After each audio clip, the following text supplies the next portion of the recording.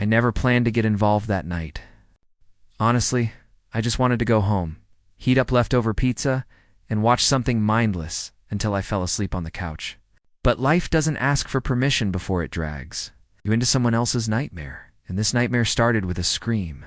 It wasn't the kind of scream you'd hear from drunk teenagers at a park, or someone playing around. No, this scream was raw, terrified, cracking under the weight of real danger. The type that freezes your blood before your brain even figures out why. I was driving past Jefferson Road, a place most people in Detroit avoided after dark. Streetlights flickered like they were gasping for power, and the sidewalks were empty except for trash rolling with the wind. I shouldn't have been there, but my GPS rerouted me after showing an accident ahead. I remember thinking, fine, I'll take the long path home. Then I heard her. A woman's voice. Sharp, desperate, followed immediately by another sound, a deep, commanding bark of a man's voice. Don't move. I said, don't move. I stopped the car. Something inside me said, do not get involved. But another part whispered, if you leave now, she might not make it. I didn't know yet that this moment would blow open the darkest scandal the city had ever tried to bury. I didn't know the man shouting was Officer Kyle Dempsey, one of the most corrupt cops on the force. And I definitely didn't know the woman he was threatening was Marissa Holt, the wife of the chief of police, a woman feared by criminals and respected by everyone else. At that moment, I knew none of that. I only knew that someone needed help.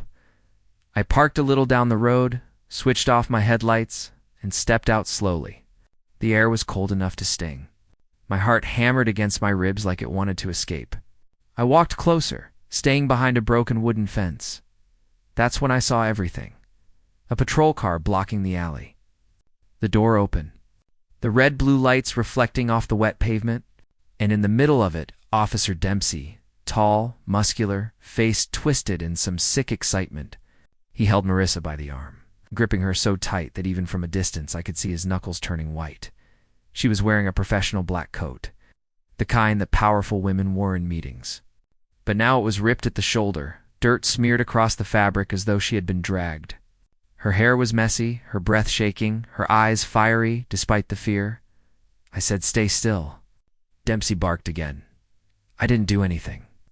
She snapped back. Let me go. You talked back, he growled. And around here? That's enough. I felt anger rise like flames in my throat. I knew there were bad cops in the city. Everyone knew. But seeing one right in front of me abusing his badge was different. It felt personal. I pulled out my phone and hit record. Dempsey shoved her against the patrol car hood. She winced, but stayed defiant. You're making a mistake, she hissed. A massive one. Dempsey laughed, low and cruel. Lady, nobody's coming to save you. Out here, I'm the law. He didn't know. God, he didn't know who she was. If he had known, he would have backed down instantly. But ignorance, combined with power, creates monsters. Marissa glared at him like she wasn't scared. Any more like she was planning his downfall already? I crept closer. If he saw me, I'd be in danger too. But I couldn't walk away. Not anymore. Suddenly, Dempsey yanked her wrists behind her back. The metal cuffs glinted under the streetlights. You're resisting arrest? For what? She screamed. For attitude, he said, smirking, her jaw clenched. You're finished. You just don't know it yet. Big words, he muttered. Save them for the chief when you meet him. Oh, wait. He leaned close to her ear. You won't make it that far. That sent a chill through me. This wasn't just an arrest. This was something darker. Something intentional. Something personal? A sudden thud echoed. He slammed her against the car again. She groaned in pain. That was it. I couldn't stay hidden anymore. I stepped out from behind the fence. I yelled. Dempsey froze. He turned slowly, eyes narrowing as they landed on me. Marissa looked up too, hope flickering. Who the hell are you? He demanded, a citizen, I said, forcing confidence into my shaking voice. And I got the whole thing recorded. His face changed instantly. The cruelty shifted into panic, then into something worse, calculation. You think anyone's going to believe you? He snapped. You think you can just record a cop on duty? Yes, I said. I do. He took a step toward me. Delete it. No. His hand hovered near his gun. My pulse skyrocketed. For a moment, I thought he would shoot me right there. But Marissa spoke first. Touch him, she said, and your life ends tonight. Dempsey glared at her. Shut up. She shook her head. You don't know who I am, do you? He rolled his eyes. Doesn't matter, yes, she said. It does. Dempsey paused, curious despite himself. Marissa took a breath. I'm Marissa Holt. He blinked. Confusion, recognition, fear. Holt. He whispered, That's right. Wife of Chief Jonathan Holt. Dempsey stepped back like he'd been punched. No. No. He muttered. He looked between us, sweating. This can't. You're screwed, Marissa said coldly. Silence, but only for a moment. Dempsey's expression twisted. Not into fear, but rage. Pure, uncontrolled rage. He pulled out his gun. Both of you, he snarled. Phones. On the ground?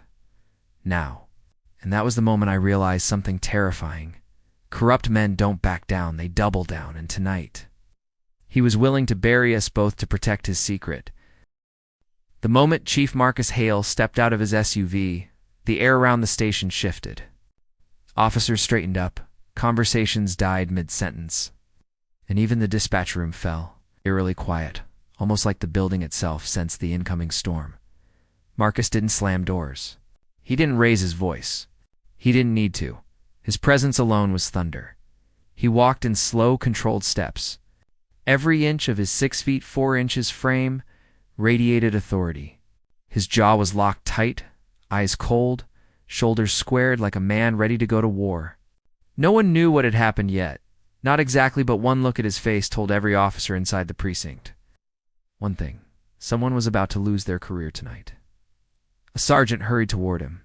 Chief is everything. Marcus didn't stop walking. Where is he? The sergeant swallowed. Detective Lawson? He's an int. Marcus pushed open the interrogation wing door before the man could finish. He wasn't walking anymore. He was marching Detective Lawson. The name alone was gasoline on a fire. Every officer in the department knew Lawson had complaints. Every supervisor knew he had a problem with authority.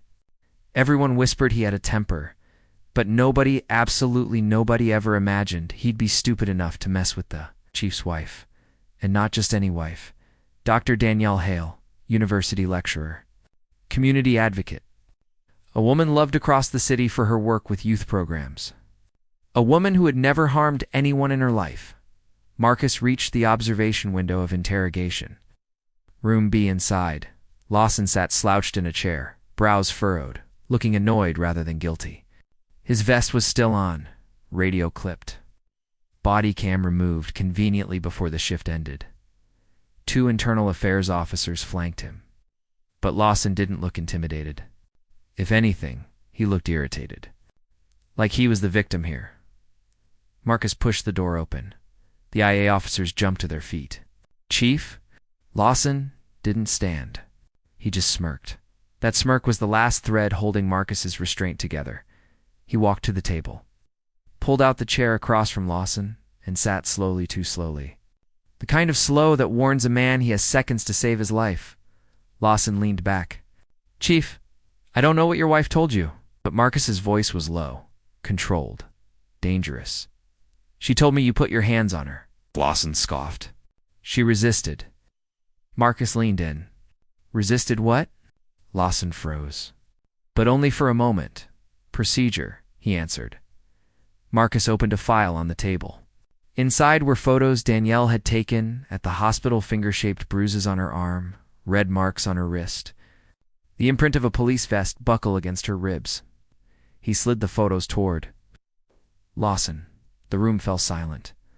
Lawson glanced at the pictures just once and shrugged. She escalated it. I did what I had to do. Marcus stared at him, blinking, unmoving. His heartbeat wasn't fast. His breathing didn't change. He had passed anger. He was somewhere far colder, And why? Marcus asked softly. Did you pull over a black woman driving a green Prius at 2:17 p.m. when your report says you were responding to an armed suspect near Highway 9?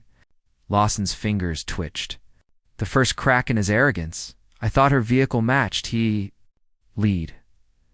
Marcus slid another sheet across the table. GPS logs showing Lawson was nowhere. Near the call he claimed to be on, Lawson swallowed hard. Internal Affairs watched the exchange silently. This wasn't their interrogation anymore. This was a man digging his own grave, Marcus continued, voice steady like a surgeon holding a scalpel. And why, he said, did you ask her where her husband was? Why did you ask if she was one of those loud black wives? Why did you lean into her window, ignore her registration, and keep your hand on your weapon? Lawson stiffened. People lie about who they are all the time. I needed to make sure she wasn't hiding anything. You frisked her, Marcus said. You slammed her against your cruiser. You turned off your body cam. Internal Affairs exchanged glances. This was getting worse by the minute. Lawson shrugged again, but his voice cracked. She was disrespectful. Marcus leaned so close, their foreheads almost touched. Disrespectful? He repeated, You think that justifies assaulting a woman? You think that gives you the right to handle my wife like she's a criminal? You think Lawson snapped. Oh, come on. You'd think I'd have touched her if I'd known she was married to you.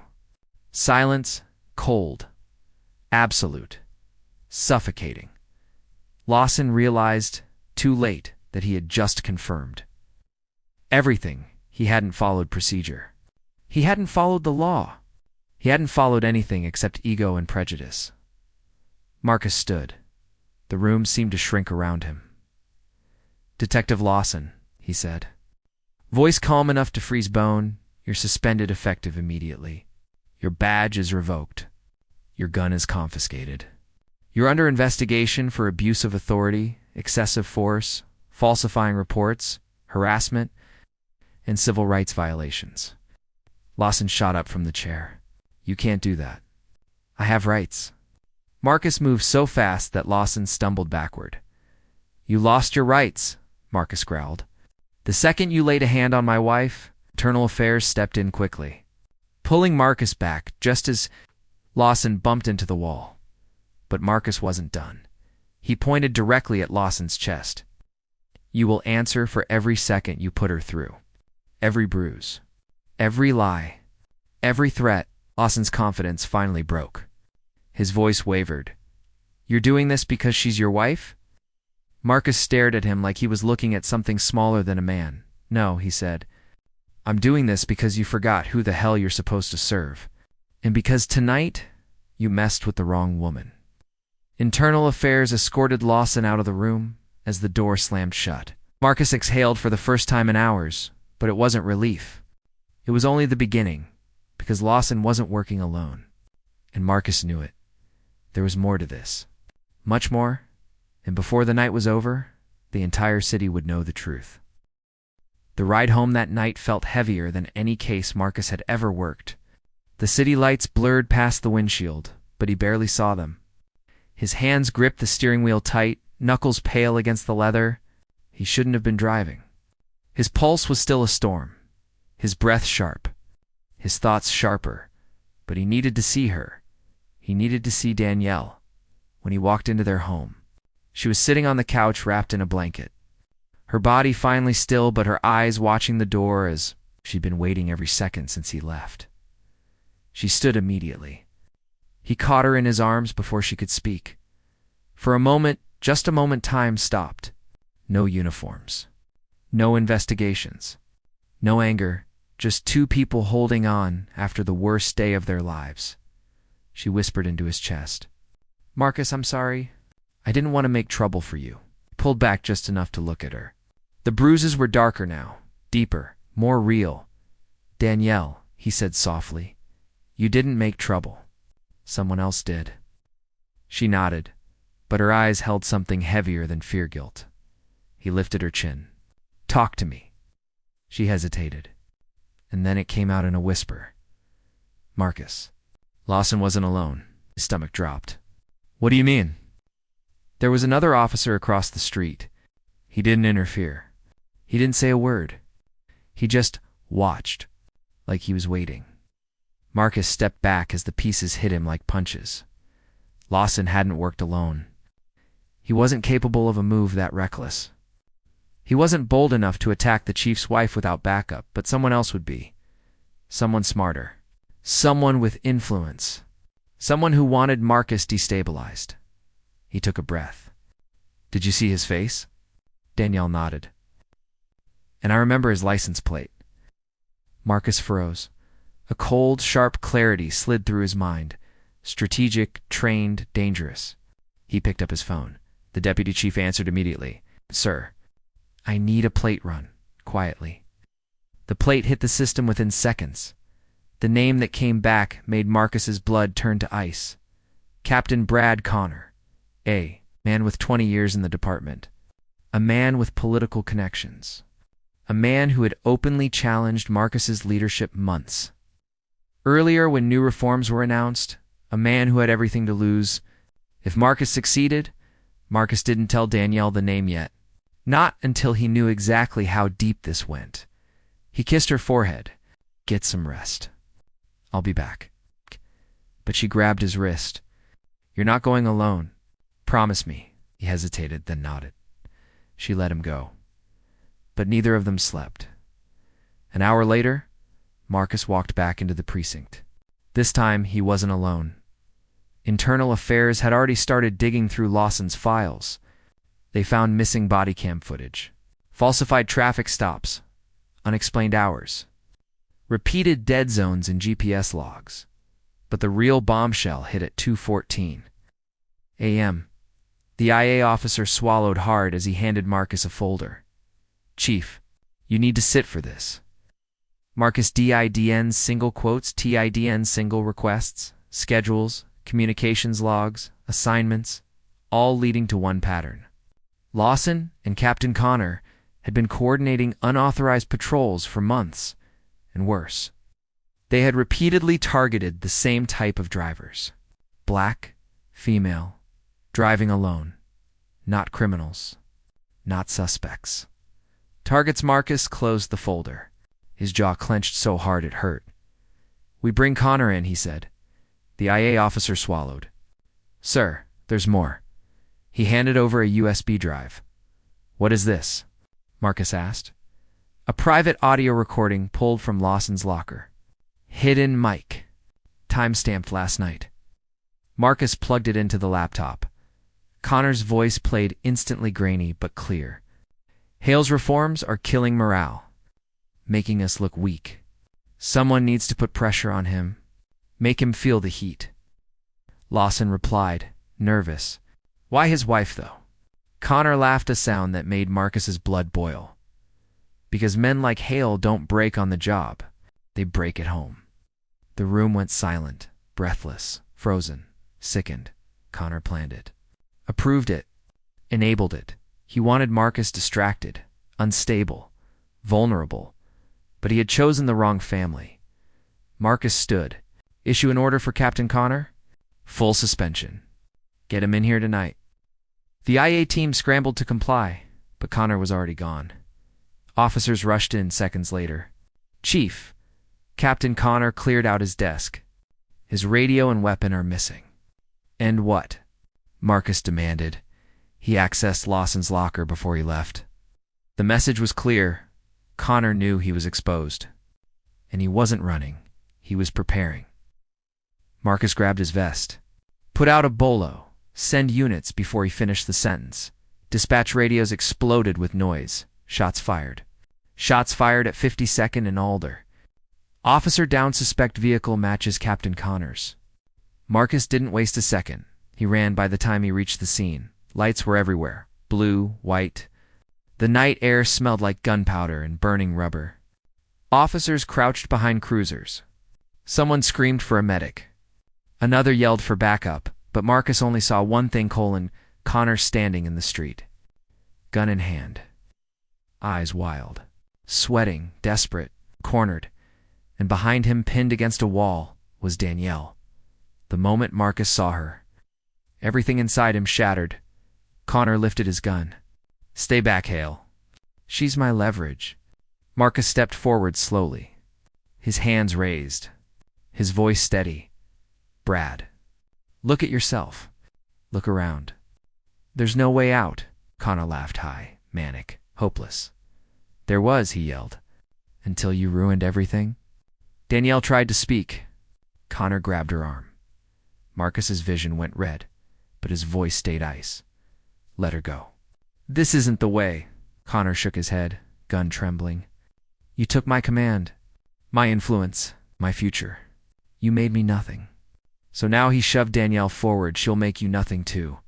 That was the final mistake, because Danielle stumbled. And Marcus moved faster than he ever had in his life. One shot cracked the air. Not. Marcus's, a sniper round from the perimeter, hit Connor's shoulder, spinning him to the ground. His gun clattered across the pavement. Officers surged in, tackling him, cuffing him, hauling him away as he screamed Marcus's name. But Marcus didn't hear any of it. He was already holding Danielle, again this time with shaking hands and tears. He didn't bother hiding. She was safe, alive, breathing. And Connor, his reign was over. The IA investigation that followed ended careers, exposed corruption, strengthened reforms, changed the city, and every headline the next morning said the same thing. A corrupt captain targeted the wrong woman, and the city paid attention. But the only victory Marcus cared about was the woman standing beside him.